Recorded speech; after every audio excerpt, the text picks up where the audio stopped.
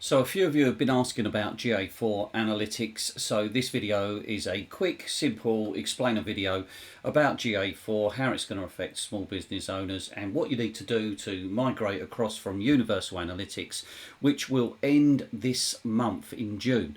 So from the 1st of July, if you don't have GA4 analytics in place, you're going to record no data.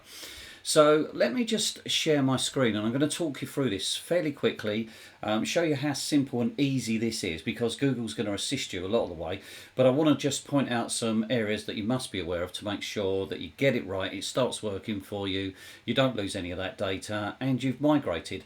And in fact, if you don't act on it, Google will automatically migrate you, but there's no guarantees on if that's going to contain the data that you need, and any of the special setups that you may have may be lost. It'd be probably a very basic setup. So jump the gun, make sure you're ahead of the game. You've got about 16 days to go right now, so let's make sure you get your GA4 in place. So let me just share the screen with you. And the screen you're seeing in front of you right now is my analytics, my Universal Analytics account on Google. Now, you should have an analytics account, because if you have a website, you should be running analytics. If you don't, then create yourself a Google Analytics account and you'll be able to set up GA4 from day one. If you have an existing account, log into it. Now, you're seeing my screen right now. On the screen, you're seeing that there's 16 days, X amount of hours to go, etc. Well, this is the countdown to the end of June and the 1st of July that GA4 will start recording your data. The sooner rather than later process for this, if you're going to get all the data that you want, you will lose data between the end of June and whenever you put GA4 in place. Now, we've already started the process, so we've done our migration, the basics are in place. Still a few areas to set up which we're going through, but I want to show you how this is going to work for you, just what to look out for, a few little tips to make sure you don't make some mistakes, and you'll be up and running within no time with GA4 Analytics. So I'm just going to remove the timer, and when you log into your Google Analytics account, you're going to find the timer sitting there, but along the top you're going to have a call to action to start your migration.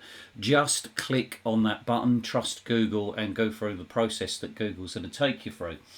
So once you've done that process with Google, you're going to create your GA4 property, which houses your website and contains code that you must put on your website. So I want to take you to our GA4 property and just show you the code element and make sure that you don't make one of the biggest mistakes you could make in this process, which is not putting the right code on there to record data. Now, one of the things that I'm seeing is that quite often we're getting this message that data isn't being received from the website. I usually find a quick refresh does bring that in, but not guaranteed. Not quite sure why that's happening, but we know the tracking code's on there, we've tested it, it's firing. That is something that I could show you how to do, but I think I'll record that into a different video so there's no confusion, and that's really to do with putting Google Tag Manager into it rather than the tag that you'll find in your property. The tag within your property can be found by going to the bottom left. So at this point we're now in your new GA4 property, which you would have created from following the Google steps. Click on the admin, which is next to the settings cog, and your data is going to appear in terms of what you need to understand about GA4, breaking down into certain areas. The area I want you to understand straight away is data streams. Data streams is where the data is coming in, is controlled in GA4, and it's really important that you understand this part. When you do your setup, you're actually going to be given the opportunity to set up in iOS, Android or web. Obviously, if you're doing your website, go for a website, set it up, and your data stream will be created. What's really important within the GA4 setup that you're doing, or you've done at this point, is that you go into the data stream and you understand your tagging options. Now, at the top of the page, you'll see view tag instructions. You will see this during the setup process of migrating your analytics. Really important that you understand the tag instructions. because there's a couple of options here, and I'm only really going to talk about one, and I'll tell you what the other is, and then I'll record a different video on it so you don't get confused. So you can install the tag. If you've got a WordPress site, there's a couple of plugins here that you can use. There's Wix here, there's Squarespace, there's Duda. Let's look at what the other three are. So Sitekit plugin, Typo Free, Wix, Drupal. They're all website software formats that you may be using. If that's the case, you can select one of these and you can install the plugin, put the code into the plugin, and you're going to be up and running in no time. If you're going to do an install manually, you're going to click on the install manually, and this is the tag that is crucial to have on your website. Now currently you may have other tags on there. You use Universal Analytics, you may have a global site tag on there already.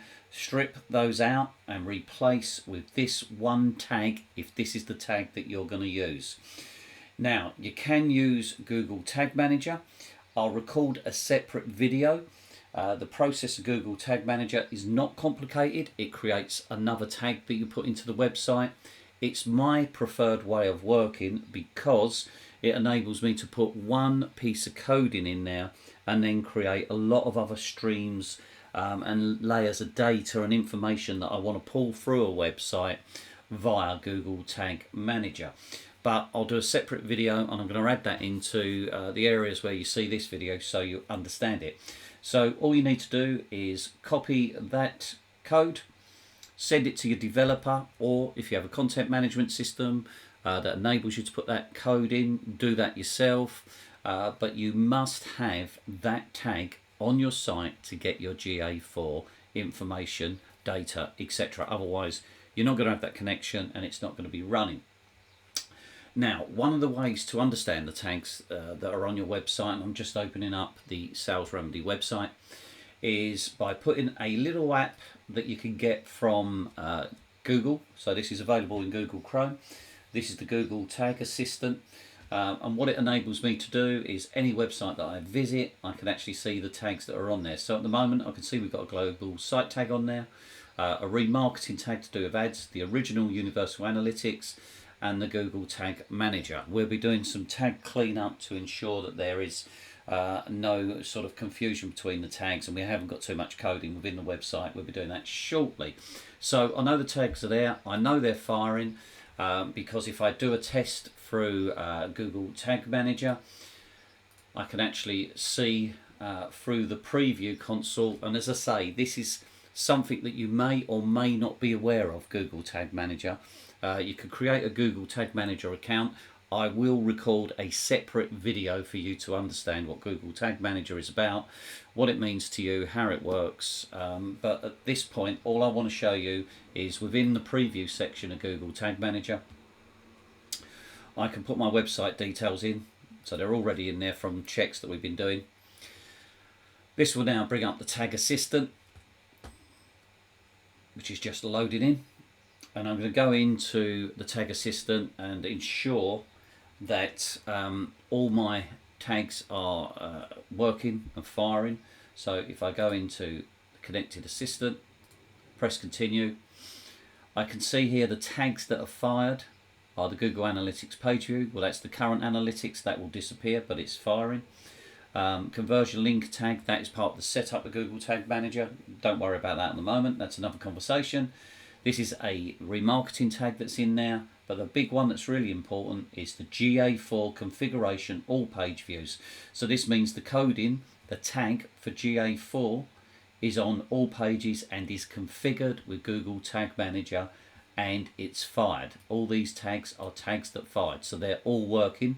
Tags that not fired, conversion tracking for Google AdWords, not concerned about that. We will be rebuilding our tags, our conversions, etc. within GA4 now that we've migrated.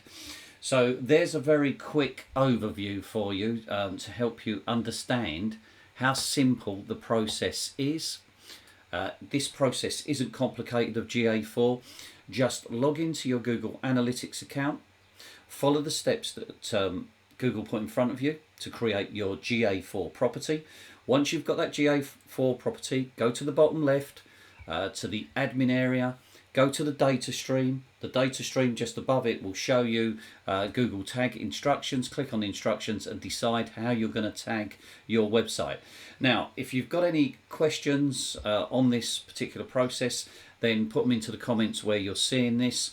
I'll come back and assist you as much as I can. I'm going to record a separate video on Google Tag Manager so you understand how Google Tag Manager can work for you rather than the G tag that you saw within your GA4 property. I know it all sounds complicated, but it really isn't. If you're struggling, just put a message in. More than happy to give you some advice. If you want me and the team to do any of this work for you, happy to do that for you. Obviously that's chargeable, but if you need someone to look at your setup, where you are with all your Google tags, your analytics, your website, etc., then just contact me. I'm more than happy to look through that for you and get that working. So hopefully that's been a fairly simple and easy process to understand. Just follow the Google instructions when you log into your Google Analytics account. If you don't have a Google Analytics account, don't panic. Go and set a Google Analytics account up. Use an email address and password to create that. Always best, I find, to use a Google registered account, so Gmail, password, etc., and then go into Google Tag Manager, go into Google Analytics. Always use those type of emails and passwords for those Google setups. So there you are, GA4. It's not complicated, it's simple. Go into your analytics. If you don't have analytics, as soon as you open an account, the only option you will get is GA4. Go through the process, create the property, down to the admin, bottom left. Make sure you go to the data stream, get your Google tag, and make sure your developer installs that tag on your website so you start to get the data. I hope that's been helpful.